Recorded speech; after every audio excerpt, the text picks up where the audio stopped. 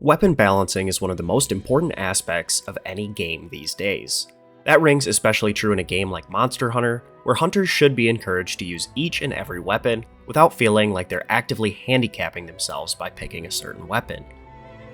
Sure, some weapons are always going to be stronger than others, but you don't want such a large disparity between them that one or two weapons are a must-use and vice versa, where a couple of weapons are practically unusable because they are so much worse than any of the other offerings. In today's video, we'll be taking a look at the weapon balancing available to us from the Monster Hunter Wilds open beta test. We'll go ahead and discuss where each weapon is likely to go, or some changes that will be needed to them come the full release of Monster Hunter Wilds in February of 2025. Let's go ahead and jump into it. So first of all, I'd like to give a huge shout out to my good friend Sesh. He put in all the work to both find these runs on YouTube and compile these runs in my Discord. Definitely join my Discord, there's a link in the description if you haven't already. You can find all of these videos linked in a video channel there. Secondly, I'd like to talk about the data that we are going to be using for this comparison. We will be looking at Ray Dow speedrun times, where the speedrunner did not use any boulder drops. And this is for one main reason, where if done optimally, the boulder drops could deal damage equal to 30% of Ray Dow's total health. And Ray Dow is capturable at only 30% health remaining.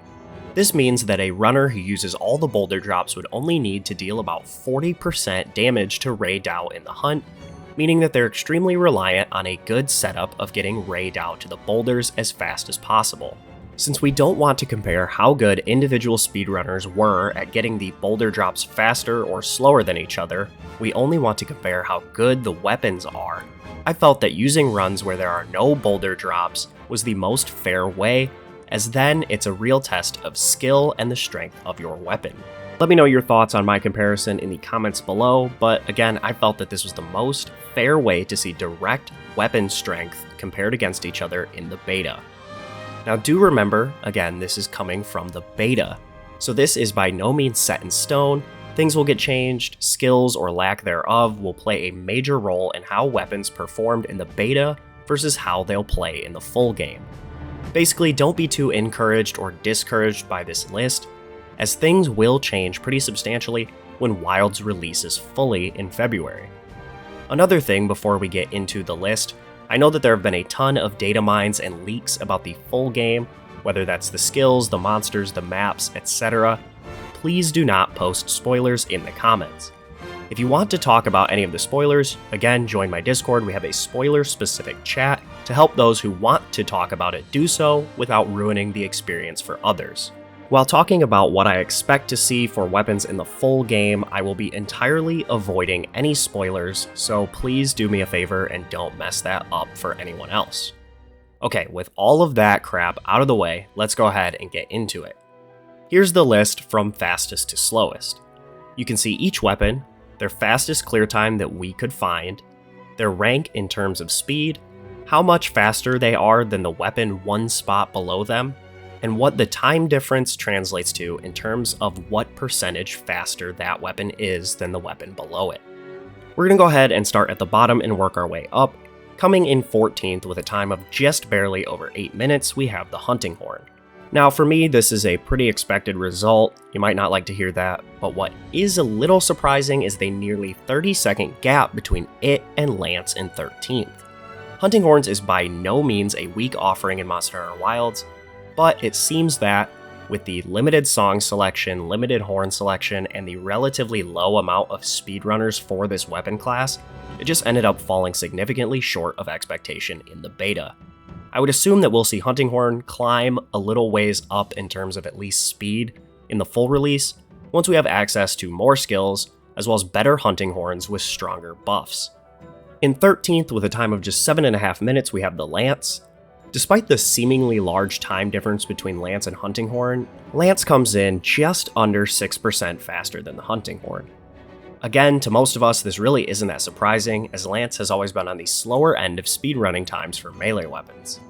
Lance really isn't all about speed, it's about being able to guard and counter, allowing for more survivability during hunts while still offering the ability to make your own attack windows by using guard counters.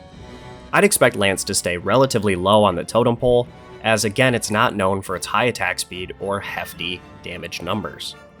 If we do get offensive guard in wilds, that should about make up for the 6% difference in times between Lance and our top 10, so let's just keep our fingers crossed for that. Lance speedrunners have always been able to make Lance look very good, producing incredible hunts and times, but the other faster and harder hitting weapons tend to stay just ahead of it once the full skill meta is fleshed out in the full game. In 12th place, we have the light bowgun coming in at 10 seconds, or about 2.25% faster than Lance. Seeing the bowguns this low isn't really at all that surprising for a beta test, as we're missing key elements of the bowgunning kit. Things like reload and recoil reduction, higher level ammos, differing magazine sizes, and more. It's very likely that when the full game releases and we can use all the skills and all the mods and get all sorts of different ammos, we'll see the bowguns jump up this list by quite a bit. Following light bowgun, of course, we have the heavy bowgun in 11th, only 5 seconds ahead of its light counterpart. For the same reasons that I just stated, I would expect heavy bowgun to be a top 3 or 4 weapon upon full release in February.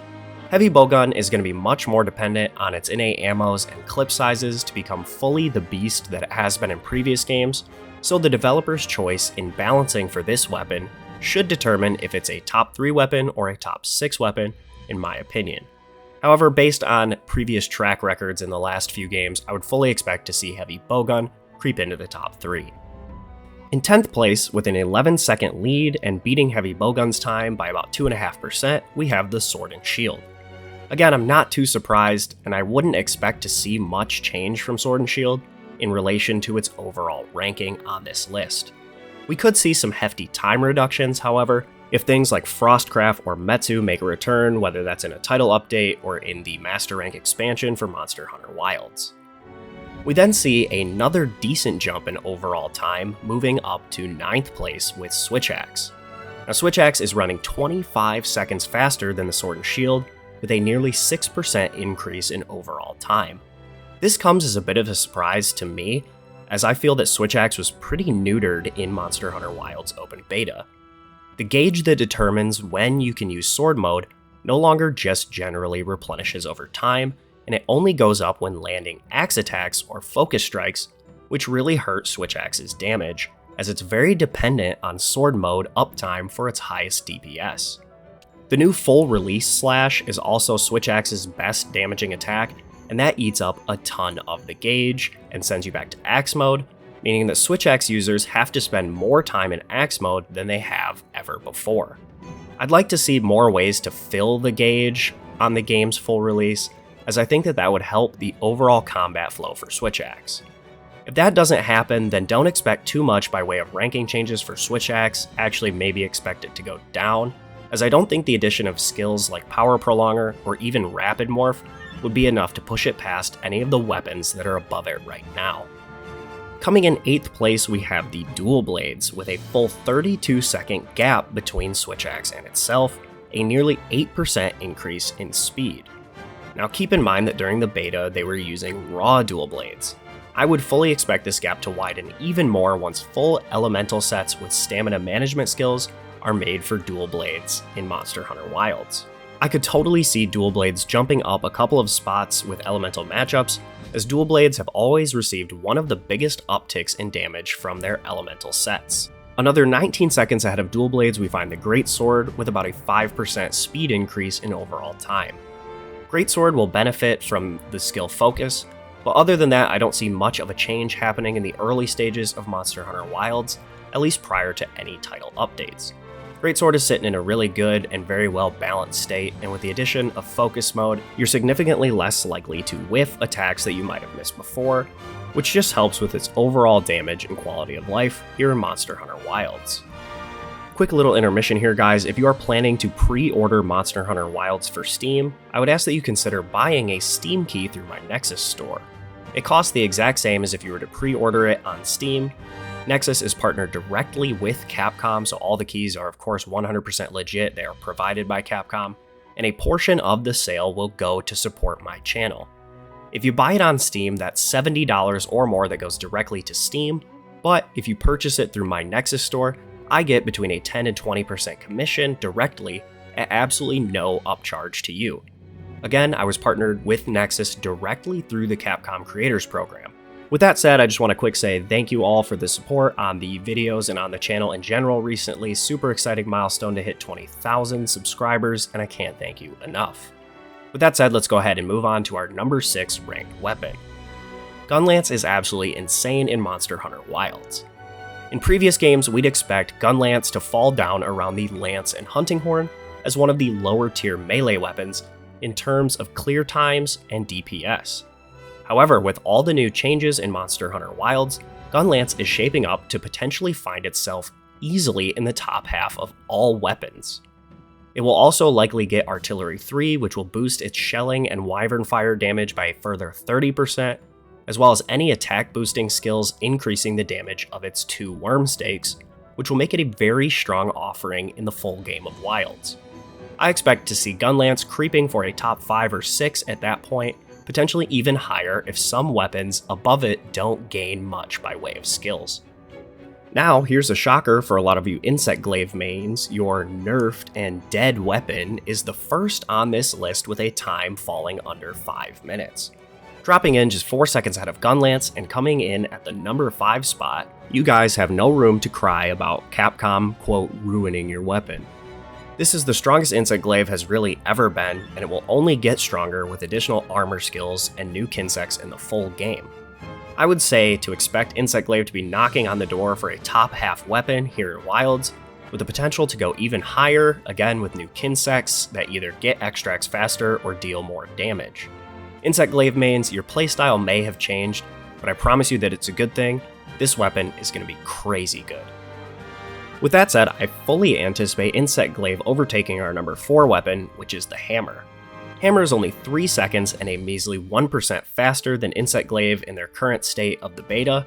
Hammer will likely not gain much by way of moving up the rankings, other than potentially Slugger adding some ease of KO, scripting, and focus speeding up the ability to get off fully charged attacks.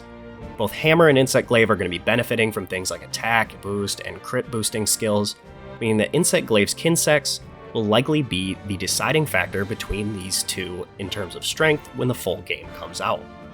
Moving into the top 3 at our number 3 spot, we have the Longsword, which jumps Hammer by a whopping 20 seconds.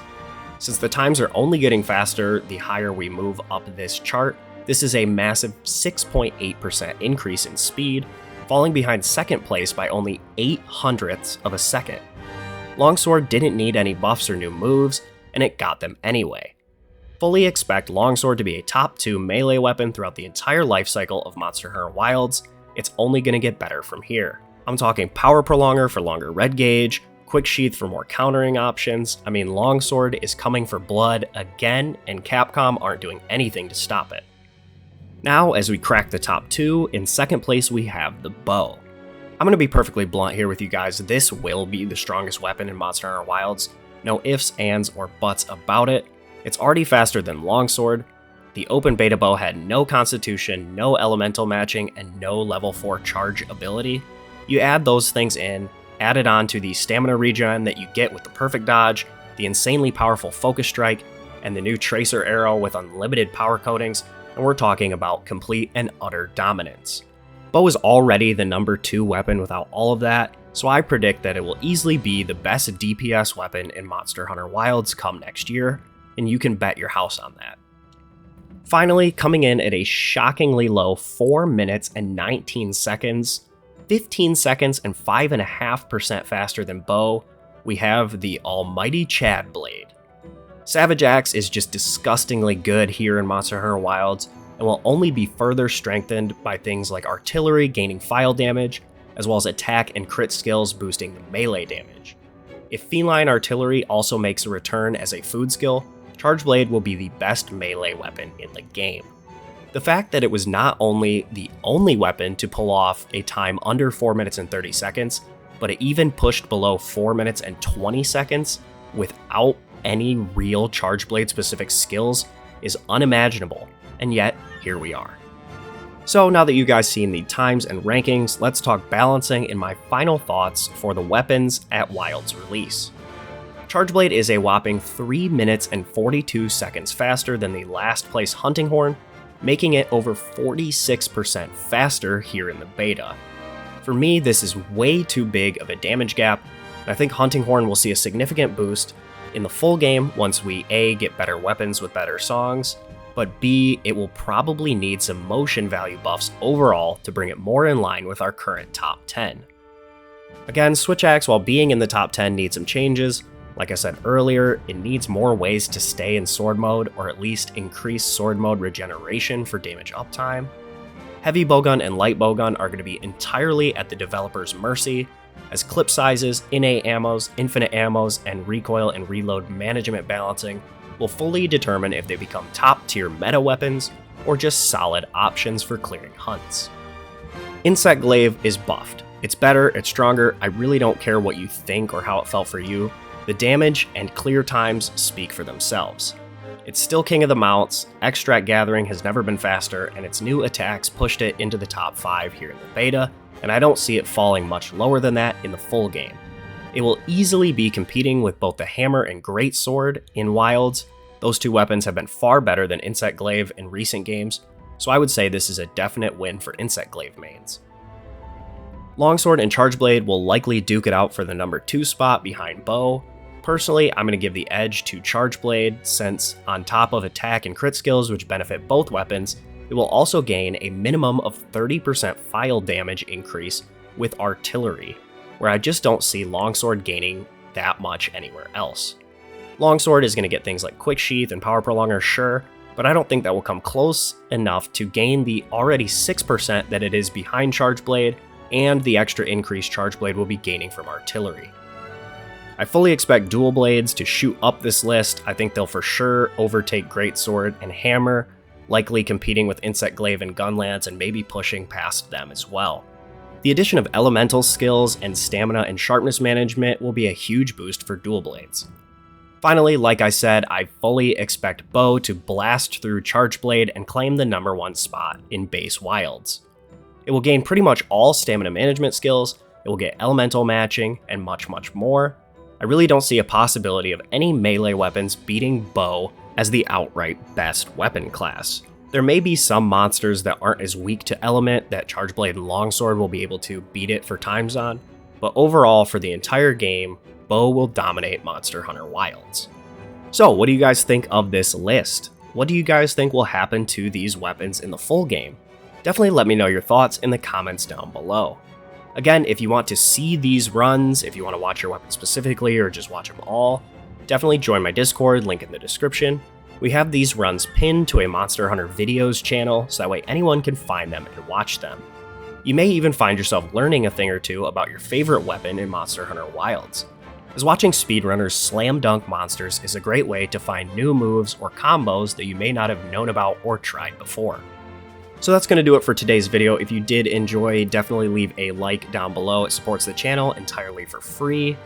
For more Monster Hunter Wilds content just like this, be sure to subscribe. We just beat 20,000 subscribers, and you guys know that this channel is going to be the best place to find guides, speedruns, builds, tutorials, and so much more for Monster Hunter Wilds. The best way to make sure you don't miss an upload is to be subscribed. With all that being said, I want to thank you guys once again for watching today's video. I wish you all a good day and happy hunting.